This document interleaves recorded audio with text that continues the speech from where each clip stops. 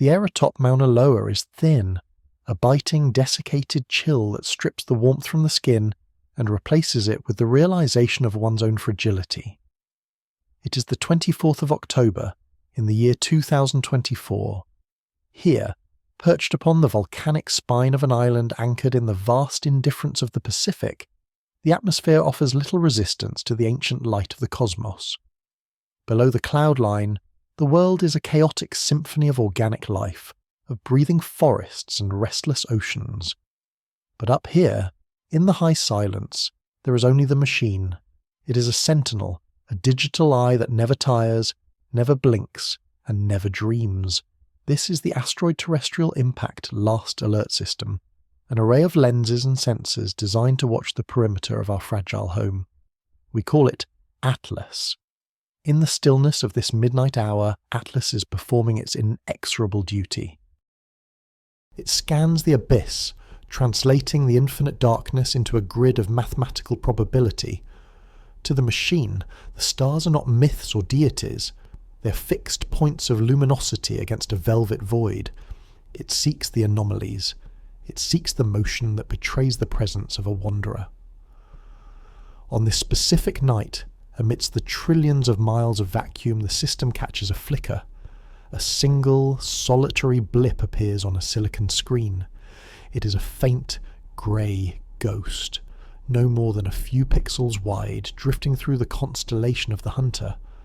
To a casual observer, it would seem insignificant, a mere speck of dust in the grand tapestry of the heavens. But in the cold logic of the machine, this speck is a revelation.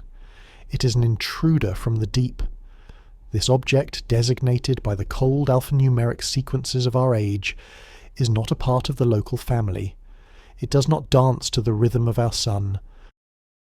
As the data streams down the mountain through fibre optic veins to the valley below, a profound realization begins to crystallize in the minds of the watchers.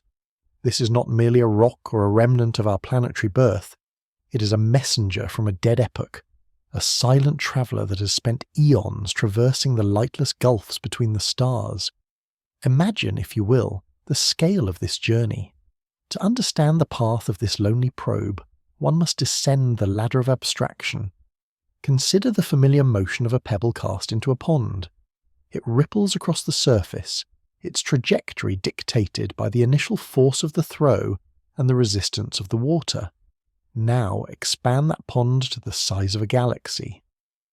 The pebble becomes a mountain of ice and stone, and the water becomes the curved fabric of space and time.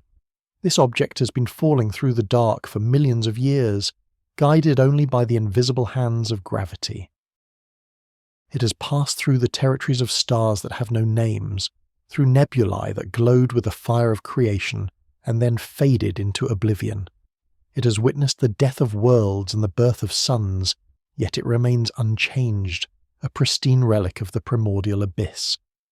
The motif of the lonely probe is one of profound isolation. This object, hurtling through the vacuum at speeds beyond human comprehension, possesses no consciousness, no intent and no destination.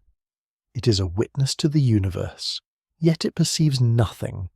It is a piece of the cosmos that has been cast out into the eternal night, doomed to wander until the end of time.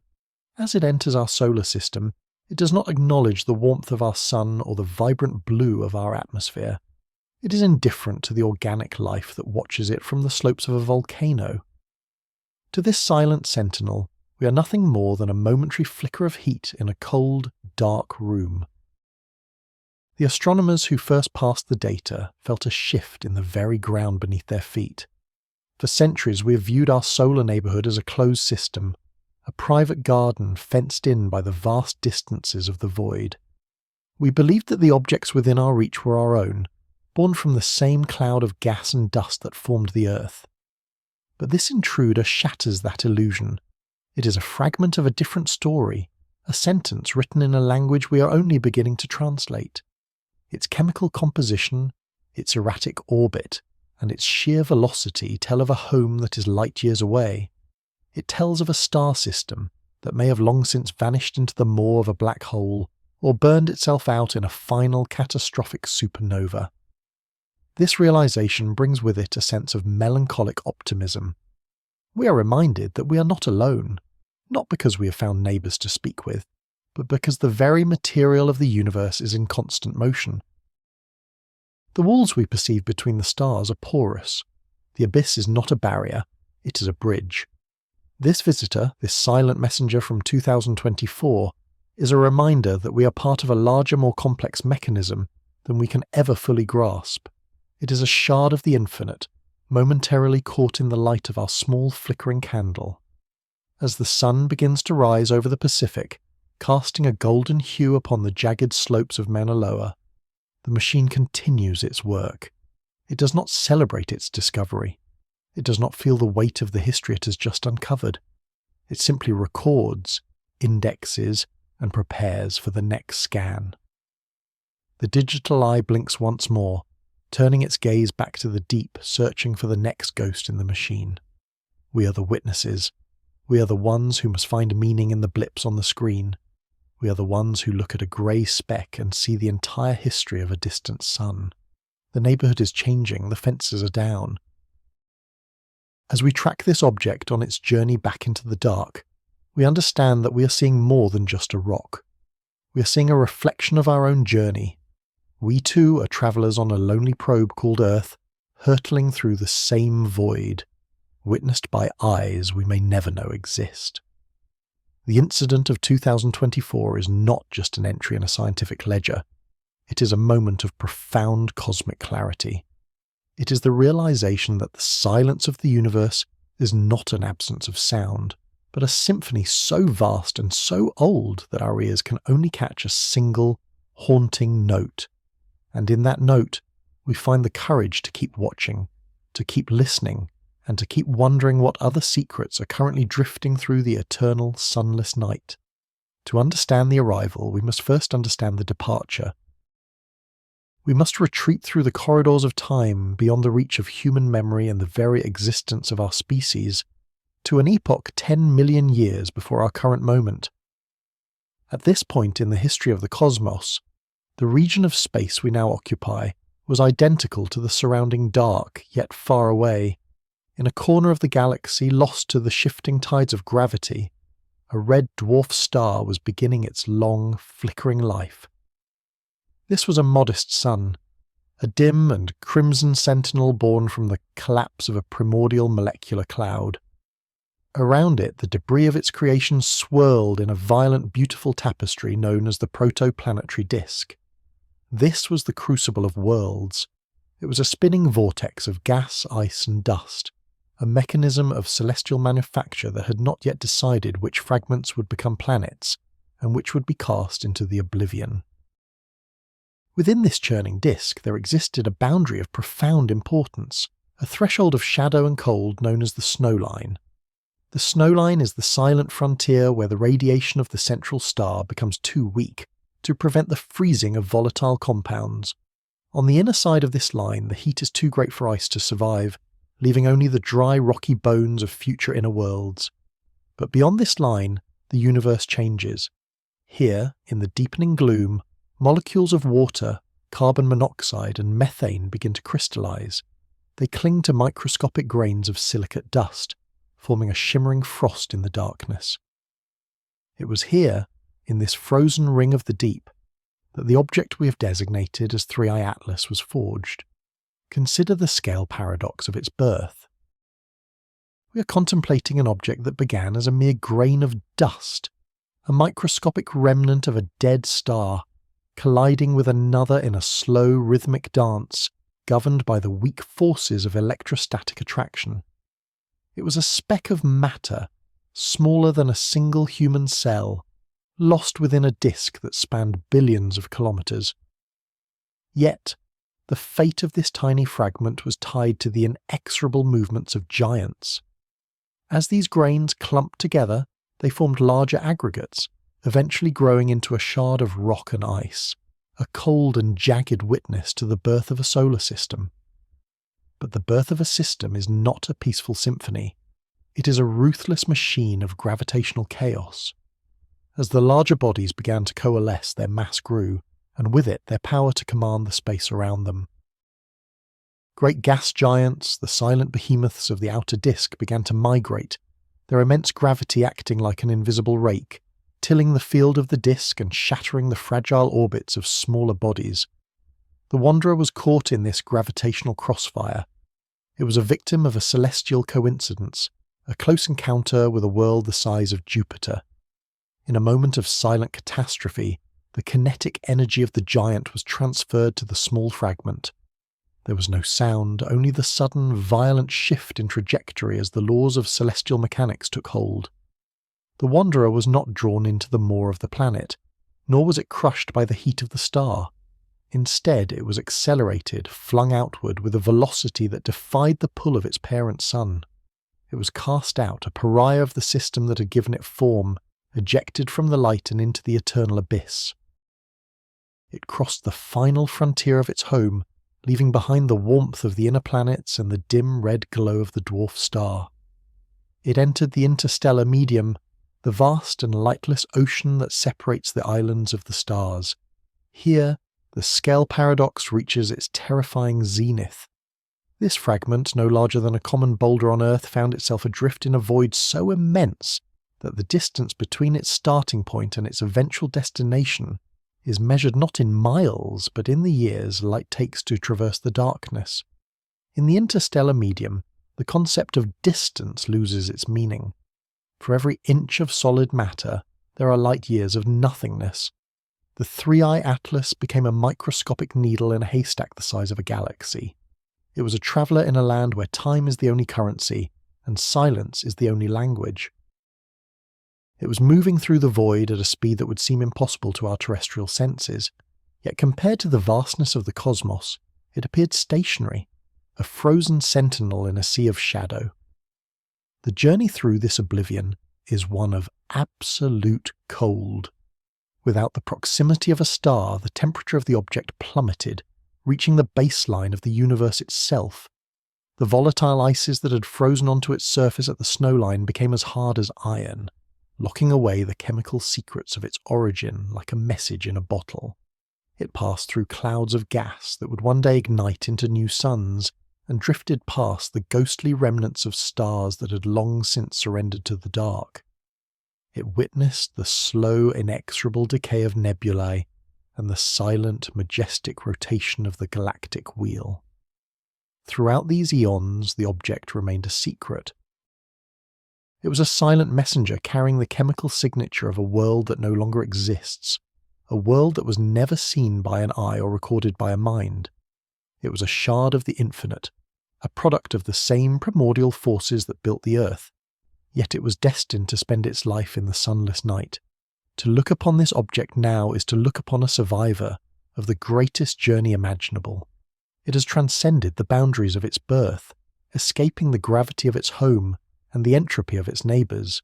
It has moved through the abyss, a microscopic grain against the backdrop of the eternal, carried by the inexorable momentum of its original catastrophe. It is a reminder that the universe is not a static map of stars, but a dynamic and shifting sea of debris, where the smallest fragment can become a traveller of the deep, a wanderer seeking a light it can never truly claim as its own. As it drifted further into the dark, the light of its parent star faded until it was nothing more than one among many, a single point of red in a tapestry of silver and gold. The wanderer was now truly alone, a citizen of the void, beginning a vigil that would last for 10 million years. It was a period of silence so profound that it dwarfs the entire history of human civilization. While empires rose and fell on our distant blue world, while oceans shifted and mountains were ground to dust, this shard of rock moved through the interstellar night, unseeing, unfeeling, and unknown. It was a ghost in the machine of the cosmos, a piece of the past hurtling toward a future it could never have predicted, propelled by the ruthless and indifferent laws of a universe that cares nothing for the scale of its creations. The arrival was not a homecoming, for this visitor had never known the warmth of our particular star. It approached from the north, descending toward the ecliptic plane with a purpose that defied the cyclical nature of our world. To understand this moment is to understand the difference between a prison and a highway. Every planet, every moon, and every speck of dust that comprises our local neighbourhood is bound by the invisible chains of gravity, forced into an eternal repeating loop. They are the residents of a quiet harbour, forever circling the same central fire. But this object was a ship that refused to drop its anchor. It was a phantom of the deep, a traveller whose path was governed by a higher, more indifferent geometry. In the language of celestial mechanics, this distinction is measured by a value known as eccentricity. The planets of our system move in paths that are nearly perfect circles, with eccentricities barely deviating from zero. Even the most elongated orbits of comets, those lonely wanderers that spend centuries in the frozen dark before diving toward the sun, possess an eccentricity of less than 1. They are still tethered. They are still part of the family. This visitor, however, arrived with an eccentricity of 1.2. That single decimal point represents a chasm wider than the galaxy itself. It is the mathematical proof of an escape. It signalled that the sun, in all its immense and terrifying power, did not possess enough mass to hold this stranger. The gravity of our star, which has commanded the motion of the worlds for 4,500,000,000 years, was treated as nothing more than a slight curve in the road. As the object accelerated toward its closest approach, it reached a velocity at infinity that surpassed the threshold of capture. It was moving at 45 kilometers per second, a speed that renders the concepts of human travel obsolete. At this pace, the journey from the Moon to the Earth would be completed in less than 3 hours. This was the physics of the hyperbolic trajectory made manifest. It was a line that enters from one side of the infinite and exits toward the other, never to return, never to look back. It was the ruthless machine of the cosmos at work, operating with a precision that ignores the sentimentality we often project onto the stars. The universe does not care for the history of our solar system. It does not care for the life that has blossomed on our pale blue dot. To the machine, this was merely a particle passing through a room, a momentary intersection of mass and momentum. The crossing of the invisible boundary was a silent catastrophe of scale. There were no sirens to mark its entry into the sun's domain, no ripples in the void to announce that the interstellar medium had been breached. It pierced the heliopause, that turbulent frontier where the solar wind finally surrenders to the pressure of the galactic abyss, and began its descent into the inner sanctuary. It moved with an inexorable momentum, a relic of a primordial explosion that occurred in a corner of the cosmos we will never map. As it neared the sun, the heat began to stir the ancient frozen surface of the rock, but there was no grand outgassing, no brilliant tale to herald its coming. It remained a dark sentinel, a shadow moving against the backdrop of the eternal. This trajectory is a testament to the scale paradox that defines our existence. We see the sun as the centre of all things, an immovable and sovereign lord of the heavens. Yet, to this hyperbolic traveller, the sun was a mere obstacle, a gravitational well that it would use to slingshot itself back into the oblivion of the deep. It was a masterclass in the indifference of the celestial mechanism. The visitor did not seek our light. It did not crave the warmth of our star or the company of our planets. It was merely following the shortest path through a warped four-dimensional tapestry, guided by the curvature of space-time itself. The moment of its maximum speed was a peak of kinetic energy that would have vaporized any world it happened to strike. But the void is vast, and the likelihood of collision is nearly zero. It passed through the plane of the planets like a ghost walking through a wall. While we slept, while we fought our wars and built our monuments, this fragment of another reality was hurtling through the neighbourhood at 45 kilometers per second, unbinding itself from our destiny. It had reached the velocity of infinity, a term that sounds like poetry but is rooted in the cold, hard logic of the abyss. It means that even after it has escaped the pull of every planet and the sun itself, it will still possess enough energy to continue its journey forever. It will never stop. It will never rest. It will simply continue to unravel the distance between the stars. We're used to the idea of a universe that is static, a collection of objects that stay where they are put. but the hyperbolic trajectory teaches us that the cosmos is a theatre of motion, a grand symphony of projectiles where nothing is truly permanent. This visitor was a reminder that we are living in a house with no doors, but the windows are always open. The same laws that keep our Earth in its steady, life-giving orbit are the same laws that allow a stranger to pass through our midst and vanish into the night. It is a ruthless system, one that values the trajectory over the destination and the momentum over the matter. As it began its climb away from the Sun, the object moved toward the outer reaches once more. The invisible boundary of the solar system, which it had crossed with such effortless speed, now lay ahead of it again. It was leaving the hearth, heading back toward the sunless wastes where the temperature of the void is the only constant. The light of our sun began to dim on its scarred and pitted surface, the heat receding until the volatile elements once again settled into a permanent, iron-hard frost. The epoch of its visit was over, a mere heartbeat in the 10 million years of its journey, and a microscopic fragment of the eons yet to come. It had witnessed the mechanism of our system from the inside, but it remained untouched by it. It had transcended the solar bond, proving that the gravity of a star is only as strong as the energy of the object it attempts to claim. In the end, the visitor was a messenger of the infinite, a shard of the primordial dark that reminded us of our own isolation. We are the ones who are trapped in the loop, the ones who must wait for the seasons to turn and the years to repeat. The Wanderer, with its eccentricity of 1.2 and its inexorable speed, is the only one that is truly free. It moves through the tapestry of the cosmos not as a subject, but as a witness, a silent traveller who knows that the only thing more vast than the universe is the silence that follows in its wake. The trajectory now points toward the constellation of Pegasus, a destination it will not reach for tens of thousands of years. It has left the room. It has broken the bond. It is once again a ghost in the machine, a remnant of a catastrophe that occurred in a time before time, moving with a purpose that is as ancient as the stars and as cold as the void itself. The sun is now just another point of light in its rear view, a fading ember in the great dark chimney of the galaxy. The voyage into the abyss continues, propelled by the ruthless and beautiful laws of a universe that never intended for anything to stay in one place forever. But even as the silhouette of the Wanderer dissolved into the obsidian embrace of the abyss, it left behind a spectral ghost that our instruments were desperate to capture. We did not merely watch it move, we listened to the light that it reflected. In the grand auditorium of the cosmos, light is the only courier that carries the secrets of the distant and the dead. As the sun's rays struck the scarred reddish hide of the visitor, they were absorbed and reflected in a specific, intricate pattern, a celestial barcode that we call a spectrum.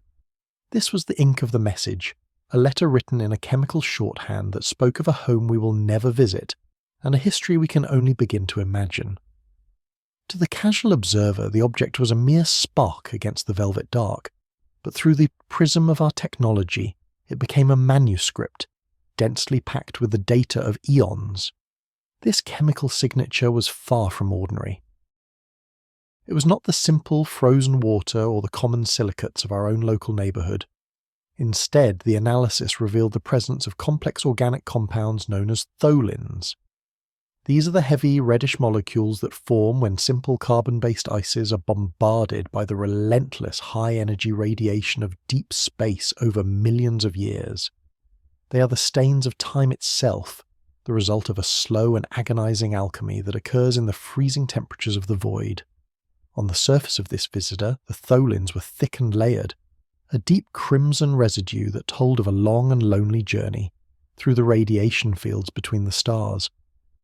It was as if the object were wrapped in a shroud of ancient oily soot, a testament to the harshness of the environment it had endured. These molecules are fragile, easily destroyed by the warmth of a star, yet here they were, surviving the brief passage through our inner sanctuary, a delicate organic veneer clinging to a heart of stone and ice. Deep within this spectral letter lay an even more profound revelation. Our sensors detected the unmistakable fingerprint of xenon, one of the rarest and most noble of gases. In the terrestrial world, xenon is a ghost, a substance that refuses to bond or react, drifting through our atmosphere in trace amounts. But in the frozen heart of an interstellar traveller, xenon acts as a historical record. Specifically, the isotopes found within the visitor were skewed in a way that defied the logic of our own solar system. There was an abundance of the heavier isotopes, a chemical signature that can only be forged in the intense, violent furnace of a specific type of stellar environment. This was not the chemistry of our Sun. It was the residue of a distant forge, perhaps a star far more massive and more ancient than our own, one that had lived and died in a catastrophic explosion long before our world was even a cloud of dust. The xenon was a silent sentinel, a remnant of an event that occurred in a corner of the galaxy we may never map.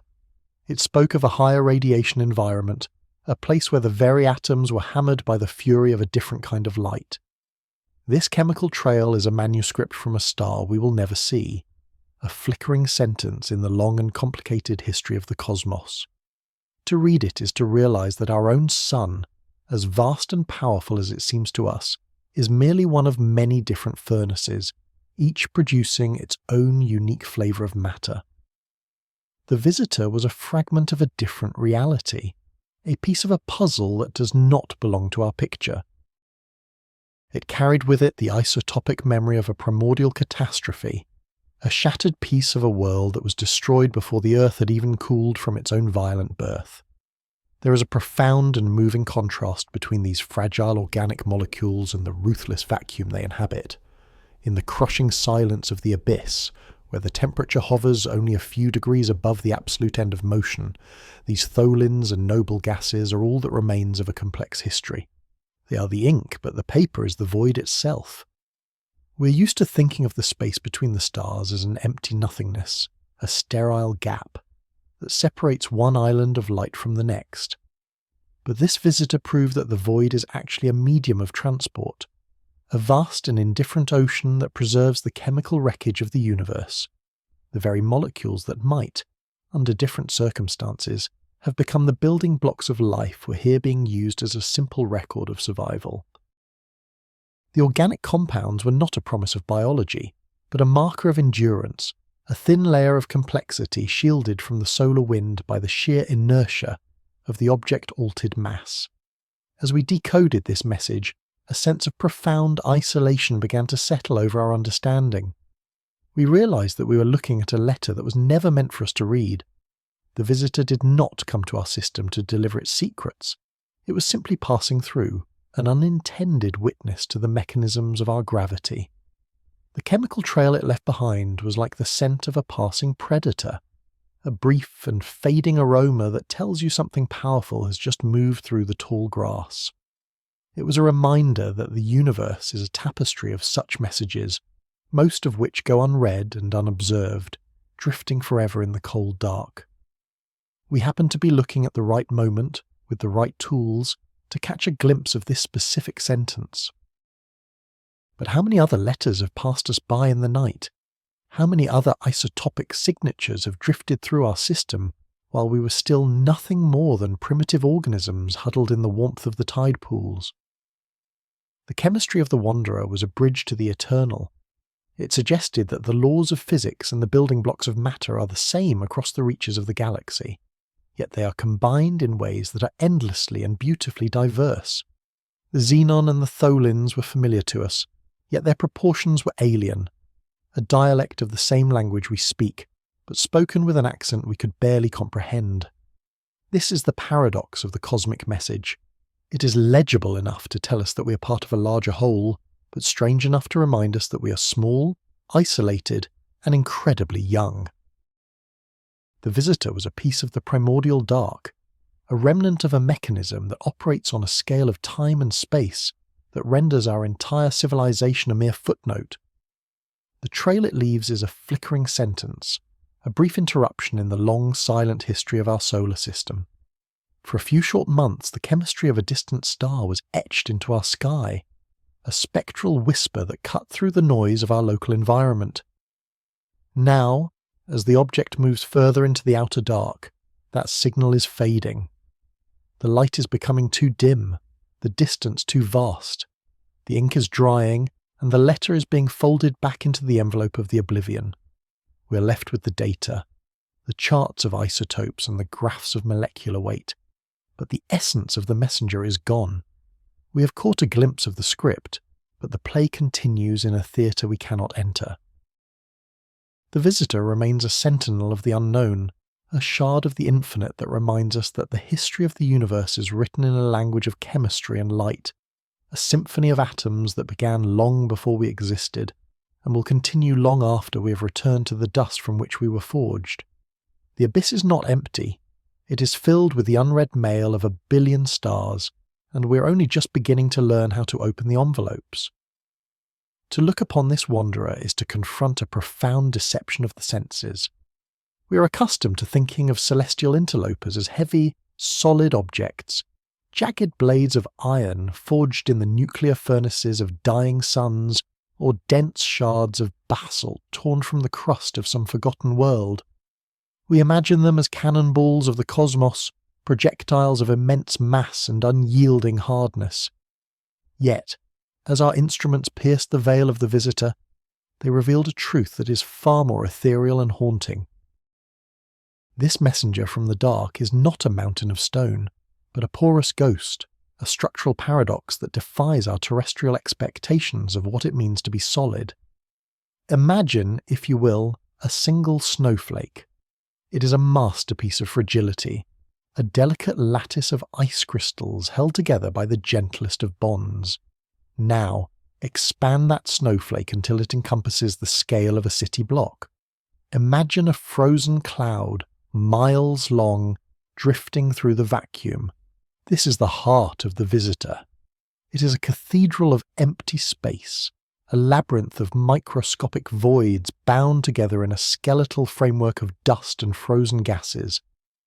To touch it would not be to strike a rock, but to plunge your hand into a bank of fallen snow, feeling the structure collapse under the slightest pressure. It is a remnant of the primordial dawn, a fluffy and tattered scrap of the materials that once swirled in the disk of a distant, nameless star.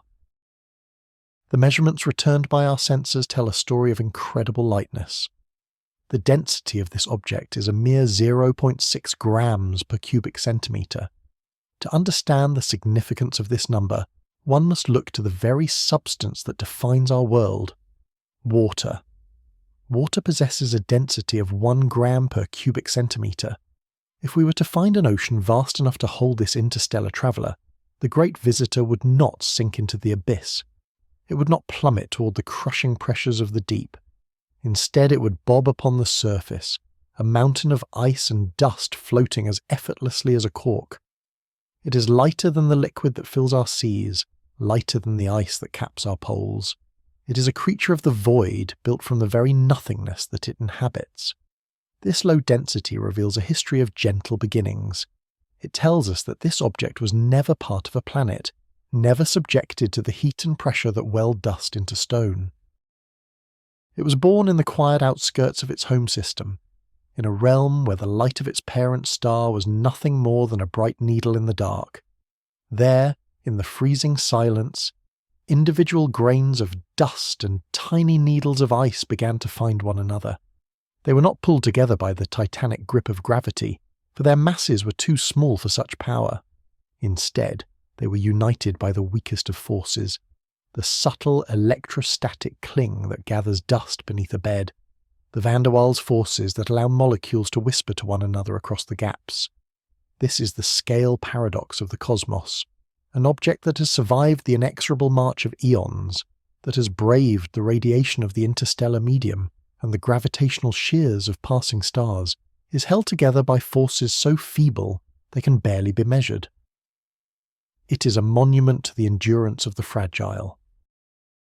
Each time the visitor neared a star, the heat would cause its frozen gases to stir, threatening to blow the entire structure apart from within, yet it remained intact. It survived the long, lonely voyage through the desert between the suns, a city-sized snowflake navigating the ruthless machine of the universe. As we contemplate this porous heart, we are forced to rethink our definition of strength. We often equate survival with hardness, with the ability to resist and repel the environment.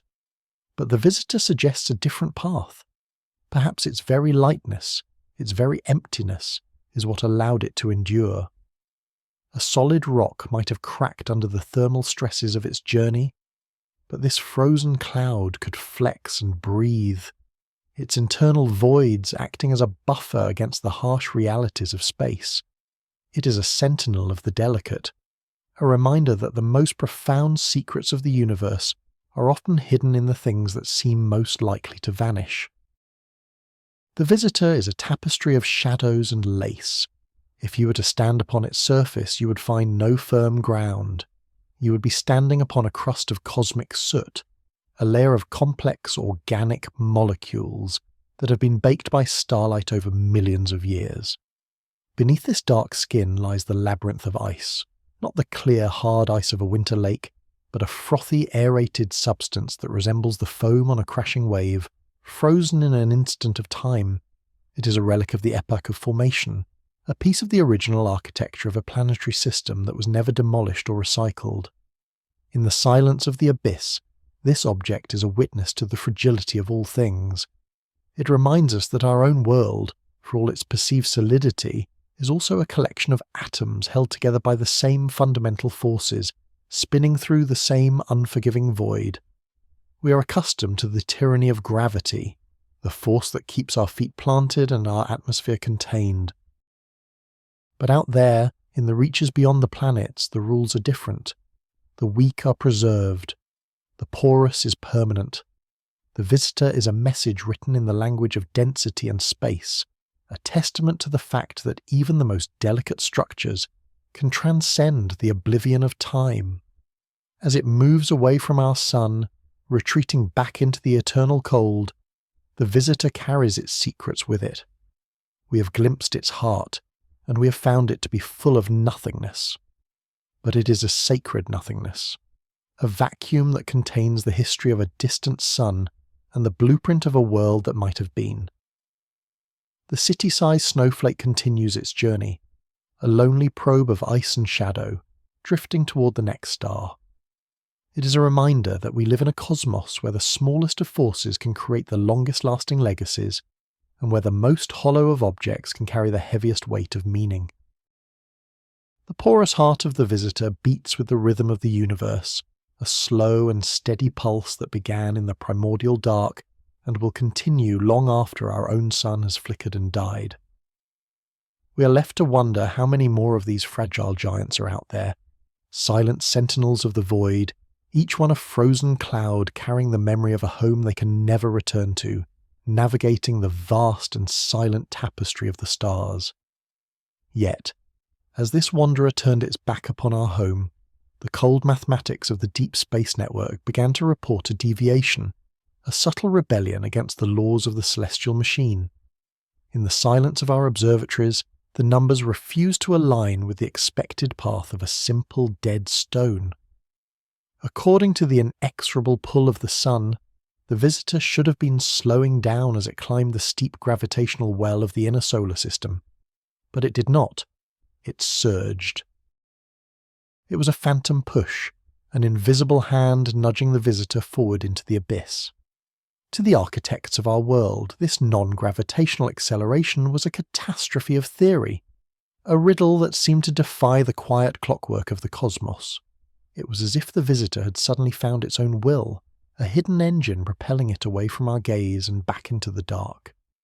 Imagine, for a moment, the sensation of light upon a surface that has known only the absolute zero of the void for hundreds of millions of years.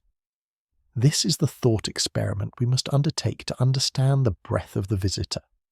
Close your eyes and envision the object as a weary traveller that has spent an eternity in the frozen shadow of the interstellar abyss. For eons it was a tomb of primordial ingredients, a vault of ice and dust held in a state of perfect frigid arrest. It has crossed the great distance between the stars, a journey of trillions of miles where the only company was the faint distant hum of the cosmic microwave background. Then it enters our sanctuary. It nears our sun, a star it has never seen, a furnace of unimaginable power. As the sun's radiance begins to wash over its dark, soot-covered skin, a profound transformation occurs. It is not an explosion, nor is it the roar of a rocket. It is something far more delicate. The warmth of the star begins to penetrate the porous crust, reaching deep into the labyrinth of the interior. Here, trapped in the voids we have envisioned, are volatile molecules of carbon monoxide and hydrogen, frozen solid since the very dawn of another planetary system. These molecules are the remnants of a world that never was, the ghosts of a primordial cloud. When the heat reaches them, it does not melt them into liquid. Instead, it causes them to sublime, turning directly from ice into gas. This is where the visitor begins to breathe. The sun does not merely illuminate the object, it begins to ignite the dormant chemistry within.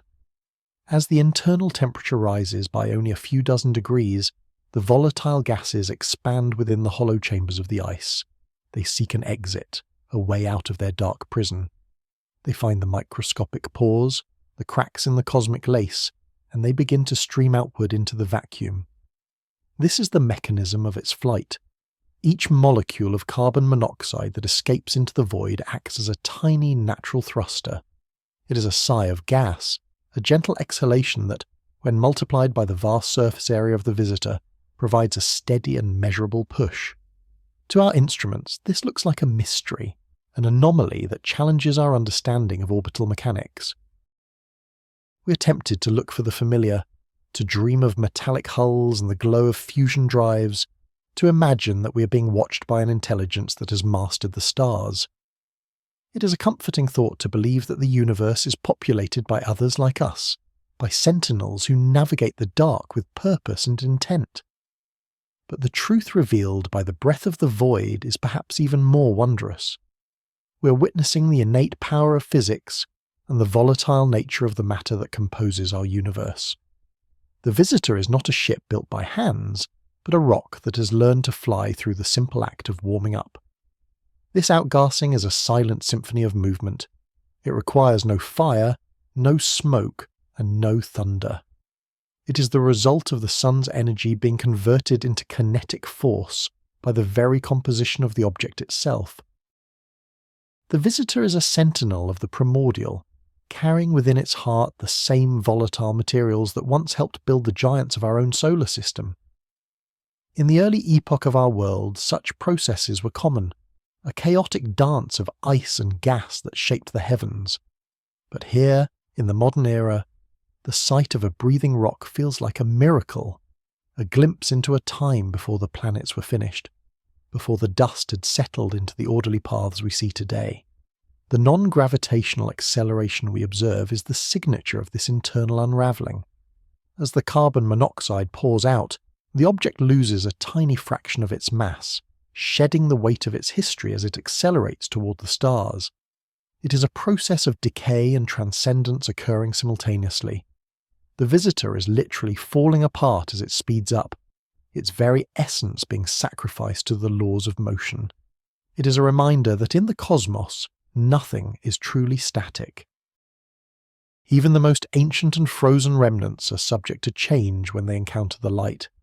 The sun acts as a catalyst, waking the sleeping giant and setting it on its final, inexorable course out of our reach. We must resist the urge to strip away the wonder by calling this a mere machine of nature. Though we can explain the physics, the majesty of the event remains. Think of the scales involved.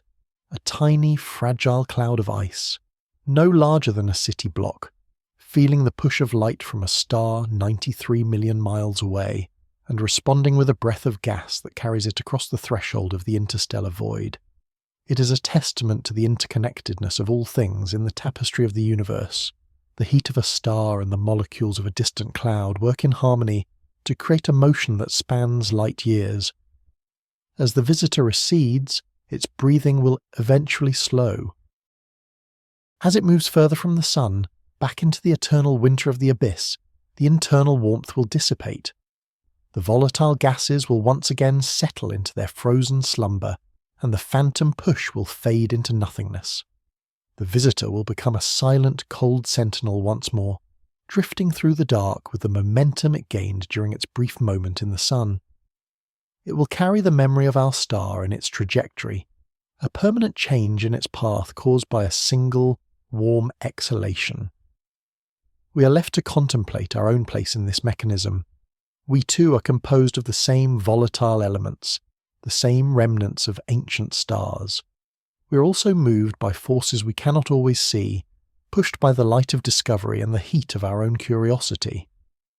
The visitor is a mirror, reflecting the fragility and the resilience of life and matter alike. It reminds us that to breathe is to move, and to move is to change. The breath of the void is not a sign of a hidden pilot, but a declaration of the universe's vibrant, active nature. Even in the depths of the abyss there is a rhythm, a pulse, and a mechanism that ensures nothing ever truly stands still. The visitor continues its journey, a rock that breathed for a moment and found its way back to the stars, leaving us to wonder at the silent, beautiful power of the invisible forces that govern the cosmos. In the deep hours of the night, when the world of men has fallen into a restless slumber, a different kind of vigil begins. At the summits of remote, windswept peaks, where the atmosphere thins and the stars seem to descend toward the earth, the sentinels of humanity wait. These are the radio telescopes, massive structures of cold steel and precision, their wide bowls turned toward the abyss like silver ears straining to catch a whisper in a gale. Inside the control rooms, the atmosphere is heavy with the hum of cooling systems and the soft glow of monitors, casting a pale light over tired faces. Here, the scientists sit in the quiet. They are fragile beings, composed of water and carbon, existing for only a fleeting moment in the grand tapestry of time. Yet, they possess a power that the vast, unthinking cosmos does not. They are the witnesses. The visitor from the interstellar void did not ask to be seen. It did not emit a signal or broadcast its arrival. It was merely a silent remnant of a distant catastrophe, a piece of primordial debris cast out from a solar system that died or changed eons ago.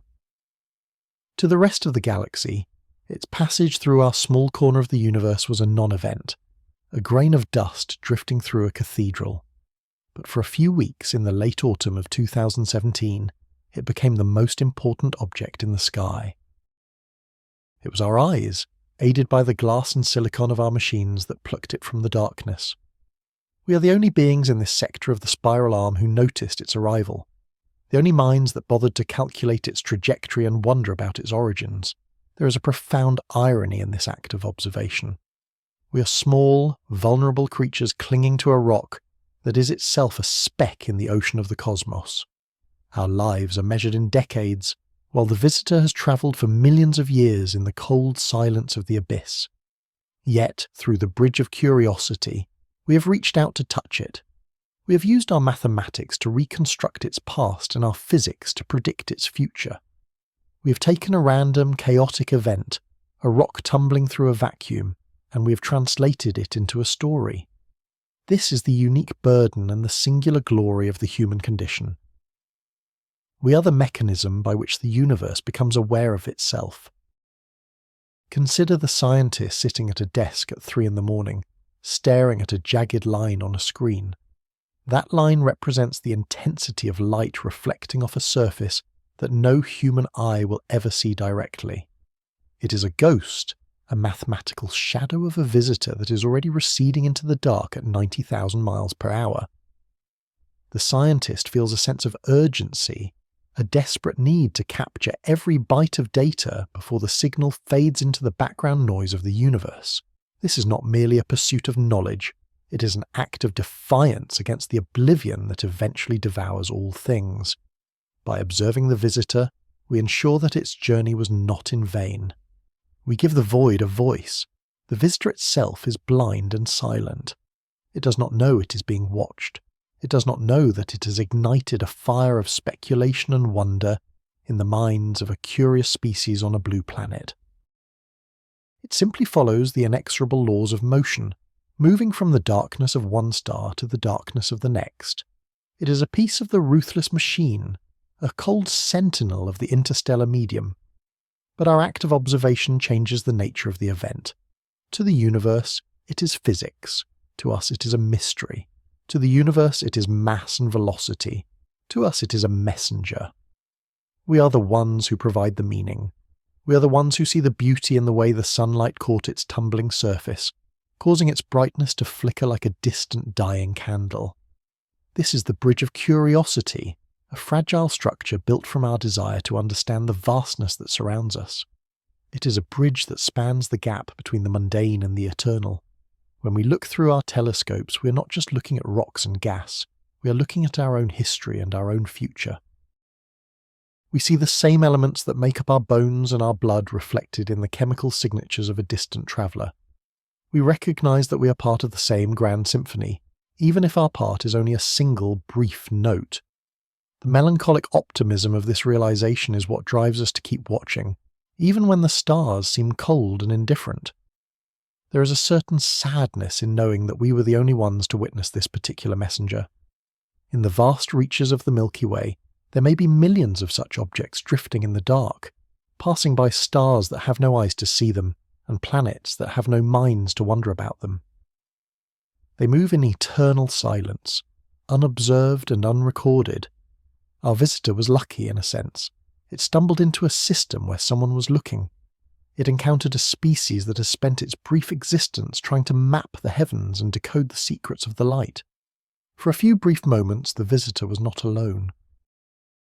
It was held in the collective gaze of 1,000 telescopes, its image saved in the memory of our machines and the imagination of our poets. As the object moves further away, crossing the orbit of Saturn and heading toward the Oort cloud, the data begins to thin, the signal weakens, and the jagged lines on the monitors become flatter, eventually merging with the static of the deep cosmos. The scientists will eventually turn their telescopes toward other targets, other mysteries hidden in the tapestry of the stars. But the memory of the visitor will remain.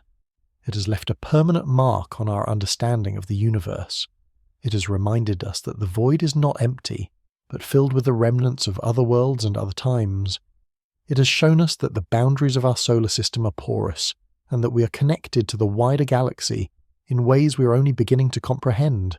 This is the essence of the human witness. We are the bridge between the hard science of the physical world and the intangible wonder of the conscious mind. We take the cold, hard facts of the cosmos, the mass, the temperature, the chemical composition, and we weave them into a narrative of discovery. We are the ones who find the poetry in the vacuum. Even if the messenger is gone, lost to the eternal winter of the abyss, the fact that we saw it remains a miracle. In a universe that is mostly silent and dark, our curiosity is a flickering flame, a small but persistent light that refuses to be extinguished by the vastness of the void. We continue to watch the night, waiting for the next visitor, the next sign that we are part of something larger than ourselves. We are the witnesses, and as long as we keep looking, the universe will never be truly silent.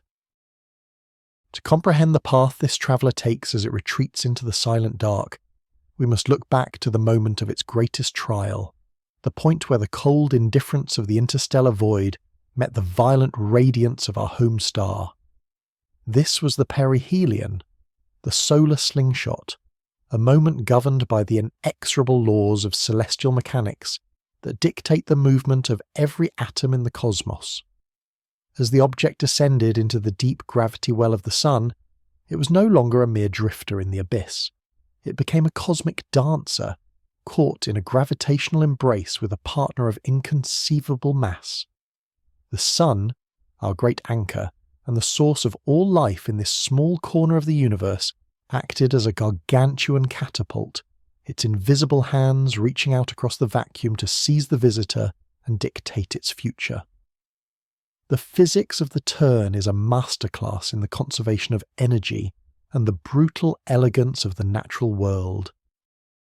As the traveller accelerated toward the solar surface, its potential energy was stripped away and converted into a frantic kinetic rush. It reached speeds that defy human comprehension, moving at tens of thousands of miles per hour as it skimmed the upper atmosphere of the star. This was not a collision, but a pivot, a calculated redirection performed by the geometry of spacetime itself.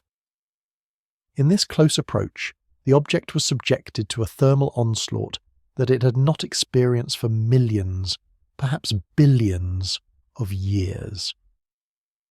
The intense radiation of the sun began to peel away the outer layers of the traveller, vaporizing the interstellar sludge, a thick, dark crust of organic compounds and frozen gases accumulated during its long journey through the void. As these outer layers unravelled, the heat acting as a cosmic chisel, the primordial core of the object was revealed for the first time in an epoch. This was the heart of a world that existed before our own, a remnant of a solar system that may have long since vanished into oblivion. The sublimation of these ancient ices created a faint ethereal glow, a momentary signature written in the light of our star. To an observer it would have appeared as a silent transformation, a shedding of an old skin to reveal the crystalline truth beneath. This process is part of the grand symphony of the universe, where the death of one state of matter gives rise to another, and where the energy of a star can breathe life into a frozen relic, if only for a few fleeting days. The exchange of energy during this encounter was profound.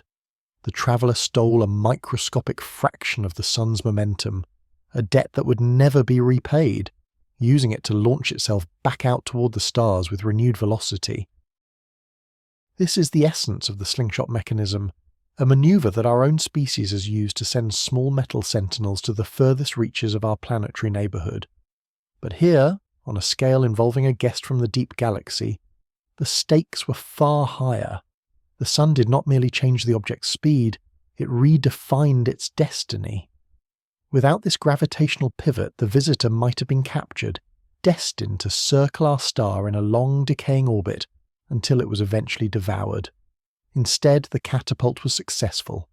The traveller was flung away, its trajectory altered into a hyperbola that ensures it will never return to the warmth of our light. This interaction reminds us of the scale paradox that defines our existence. We see a small, jagged rock interacting with a star that could hold over 1 million Earths within its volume.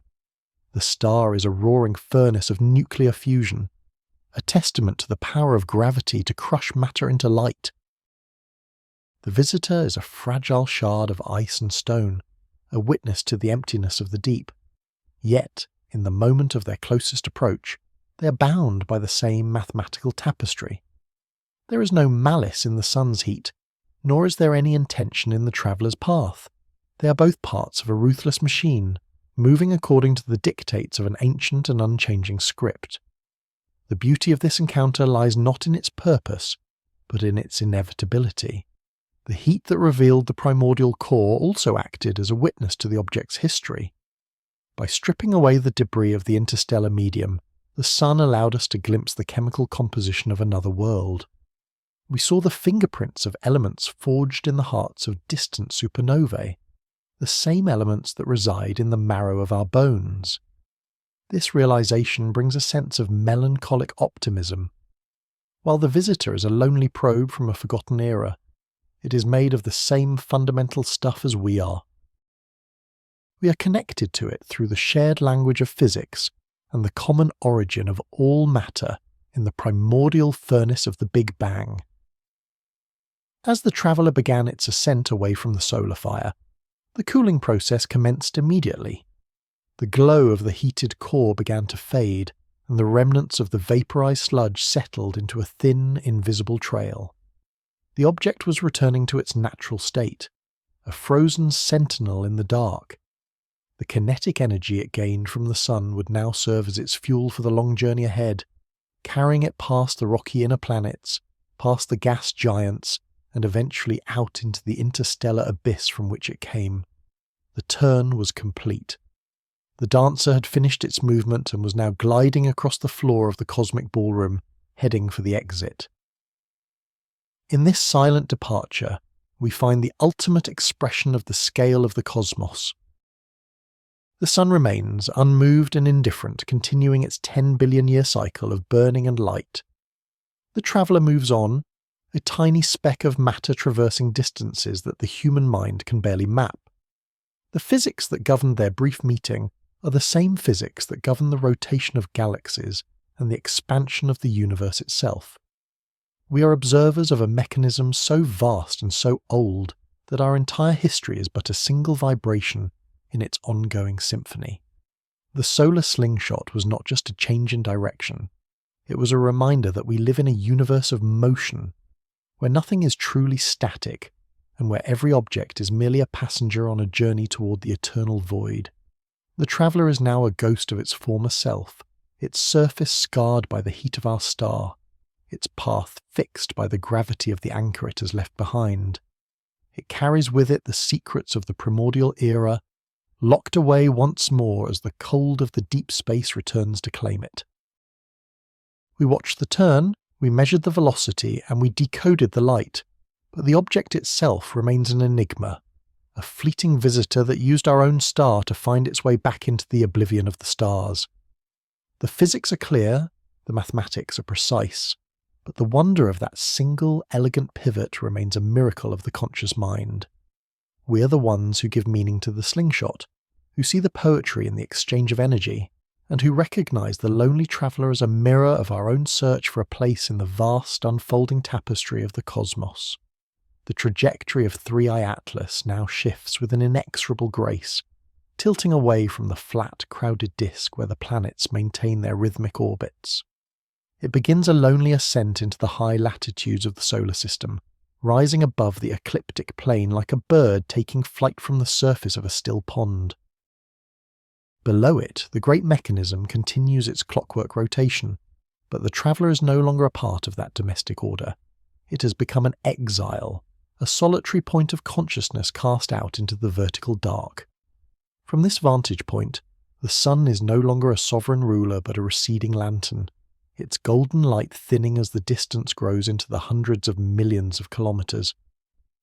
The traveller looks down upon the swirling dust and the bright jewels of the gas giants, seeing for the first time the true scale of the nest it is leaving. It is a departure that carries the weight of a final farewell, a movement into a realm where the laws of the sun begin to lose their grip. As the probe traverses the vast, frigid stretches of the outer reaches, it enters the domain of the invisible. This is the heliosphere, a massive bubble of magnetic energy and solar particles that the sun inflates against the pressure of the galaxy. For billions of years, this bubble has been our shield, a celestial harbour protecting the fragile chemistry of life from the harsh radiation of the interstellar sea. But 3I-ATLAS is moving toward the very edge of this sanctuary. It is approaching the termination shock, the turbulent boundary where the solar wind, travelling at over 1 million kilometres per hour, suddenly slows as it slams into the wall of the interstellar medium. The transition is violent and chaotic, a realm of magnetic storms and compressed plasma that buffets the small craft. Here, the sun's breath falters. The warmth of the primordial fire is finally met by the cold, dense pressure of the abyss. The crossing of the heliopause is a moment of profound cosmic significance, though it occurs in a silence so absolute it defies human comprehension. There are no markers here, no grand gates or flashing lights to signal the transition. Instead, there is only the subtle shift in the vibration of the instruments, the sudden rise in the density of cosmic rays, and the final fading whisper of the solar wind. At this boundary, the traveller leaves the solar system behind forever. It steps off the edge of the map and into the interstellar sea, a vast and lightless ocean that stretches between the stars. The sun, once the centre of its universe, becomes merely one star among many, its influence eclipsed by the overwhelming enormity of the Milky Way. The probe is now a resident of the galaxy at large, a tiny remnant of a distant civilization adrift in a desert of vacuum. In this total isolation, the 3I-ATLAS becomes a sentinel of the void. It is a postcard that has been read once and then thrown into a fire, its message curling and blackening as it is consumed by the heat of time. We have sent it out as a record of our existence, a testament to our desire to transcend the limitations of our birth. yet we know that the chances of it ever being found are smaller than the chances of a single grain of sand being recognised in a Sahara of stars. It carries our geometry, our chemistry, and our fleeting dreams, but it moves into a future where those things may no longer have meaning. The constellations it sails toward are not the patterns we see from Earth. They are the shifting alien architectures of a distant epoch, arrangements of light that will not exist for another 10,000 years. The probe is a ghost ship, sailing through a sea of oblivion toward a horizon that never arrives. The silence here is not merely the absence of sound, but the presence of an eternal stillness that predates the birth of the sun. It is a heavy, suffocating quiet that fills the gaps between the atoms. As the probe moves further into the dark, the very concept of time begins to unravel. Without the rising and setting of a star, without the seasonal tilt of a planet, the passage of years becomes a meaningless abstraction. Millions of years will pass as the craft drifts through the local fluff and out into the vast voids between the spiral arms. Civilizations will rise and fall back on the blue speck it left behind. The sun itself will swell and die, eventually collapsing into a white dwarf. And still, this small piece of metal will continue its journey. It is a monument to the brief flicker of human curiosity, a physical memory of a species that once looked at the stars and wondered if it could reach them. There is a profound melancholic optimism in this lonely trajectory. While the 3I-ATLAS is lost to us, and while its mission will eventually conclude in the cold decay of its power source, it remains a part of the cosmic tapestry. It is a vessel of our essence, a mechanical witness to the fact that for one brief moment in the history of the universe, a group of conscious beings dared to reach out and touch the eternal. It is the furthest extension of our reach, a hand stretched out into the dark, forever grasping at the unknown. Even as its sensors go dark and its metal skin is pitted by the inexorable rain of interstellar dust, it carries the signature of our world. It is a fragment of the Earth, forged in the same primordial furnace as the stars, returning to the source of all things. The path it takes is one of total solitude, moving toward the constellations of the far future, with a resolve that only the laws of physics can provide. It does not fear the dark, for it has no mind to fear. It does not mourn the loss of the sun, for it has no heart to break. It simply is. A tiny, silver needle threading the fabric of space-time, it moves with a velocity that mocks the brevity of human life. We are the ones who feel the weight of its departure. We are the ones who look at the telemetry and see the tragedy of the long goodbye. To the universe, the exit of 3I-ATLAS is a non-event, a microscopic particle moving through a vast chamber, but to us, it is the ultimate expression of our journey. As the traveller fades into the interstellar abyss, we are reminded of our own place in the grand design. We are observers on a small rock, watching a spark disappear into the night. We have given this object a name and a purpose, and in doing so we have tied our fate to its lonely wandering. It is our ambassador to the void, a silent messenger carrying the news of our existence to a universe that may never listen. But the act of sending it was enough.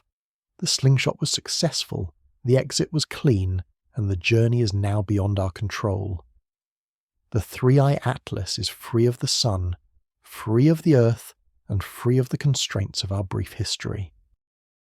It has entered the realm of the eternal, where it will remain, a tiny frozen sentinel in the heart of the great cosmic symphony, long after the last notes of our own story have faded into the silent dark. But time, in its inexorable progression, does not stop for the legacies of mankind. As the 3I-ATLAS crosses the invisible threshold into the great deep, it enters a timeline that dwarfs the entirety of biological history. 5 billion years from now, the sun that once nourished the green hills of Earth will reach the end of its hydrogen reserves. It will swell into a red giant, a bloated and dying ember that will devour the inner planets and reduce our home to a charred and lifeless cinder. The oceans will boil into the vacuum, the atmosphere will be stripped away by the solar winds, and every trace of the cities we built and the songs we sang will be erased by the very star that gave us life. In this distant epoch, the universe reveals itself as a ruthless machine, a vast mechanism of entropy and decay that operates without regard for the beauty or the complexity it has created. The laws of thermodynamics are the unyielding gears of this cosmic engine, and they dictate a single, inevitable outcome. Energy must spread. Order must give way to chaos. The brilliant tapestries of the nebulae will eventually unravel, and the star-forming factories will fall silent as the supply of primordial gas is exhausted. One by one, the lights of the galaxy will go out. The blue giants will explode in spectacular catastrophes, leaving behind only dense remnants, while the smaller red dwarfs will linger for trillions of years, flickering like dying candles in a darkening room. Through all of this, the 3I-ATLAS remains. It drifts in the absolute zero of the interstellar void, a cold and silent sentinel moving through a graveyard of stars. Its gold-plated surfaces, once bright and reflective, will be pitted by the impact of microscopic dust grains, and its internal circuits will long ago have succumbed to the steady bombardment of cosmic rays. As the hundreds of billions of years turn into trillions, and the trillions into quadrillions, the universe enters the age of the degenerate era. The bright spiral arms of the Milky Way will have dissolved, replaced by a thin fog of white dwarfs, neutron stars, and the dark, cold husks of dead suns. The 3I-ATLAS will be older than the planets were when it first departed. It will be a relic of a time when the universe was young and hot, and filled with the possibility of life. To any hypothetical observer in this distant future, the probe would appear as nothing more than a strange metallic pebble, a curious anomaly in a cosmos that has forgotten the meaning of warmth. Yet even as the very atoms of its structure begin to face the possibility of proton decay, the significance of its journey remains undiminished. There is a profound paradox in our place within this ruthless machine. We are microscopic specks inhabiting a fleeting moment of cosmic time, yet we are the only part of the machine that has learned to understand the blueprints. For a few brief centuries, a collection of carbon-based molecules on a wet rock managed to decode the laws of gravity, the mechanics of the quantum realm, and the history of the Big Bang. We looked out into the abyss, and rather than being paralyzed by the scale of the void, we chose to measure it. We calculated the trajectory of the stars and the expansion of the space-time fabric. We wrote the story of the universe while we were still characters within it. The 3I-ATLAS is the physical manifestation of that audacity. It is the signature of a species that refused to be silenced by the vastness of the dark. In the ultimate end, when even the black holes have evaporated through Hawking radiation, and the universe has reached its final state of heat death, the concept of matter and memory may cease to have meaning. The cosmos will become a cold, uniform expanse of low-energy photons, a silent ocean of nothingness where no two particles will ever meet again. But the fact that we were here, and that we noticed the grand design, is a truth that can never be undone. We were the witness. We were the consciousness of the cosmos, the eyes through which the universe looked back at itself and marvelled at its own complexity.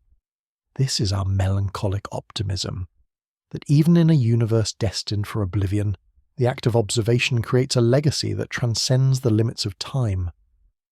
The 3I-ATLAS continues its solitary flight, a silver needle threading the darkness of a dead galaxy. It carries with it the memory of the moment we watched it fly by, a moment of triumph and longing shared by a world that no longer exists. It is the final messenger, a testament to the brief flicker of light that was humanity. As it moves toward the eternal horizon, it does not carry our bodies or our buildings, but it carries our essence, the insatiable urge to know, to reach, and to be remembered. The machine of the universe will eventually grind to a halt, and the great symphony will reach its final silent note. But in the records of the void, there will forever be the trace of a small craft that dared to cross the stars. We were here.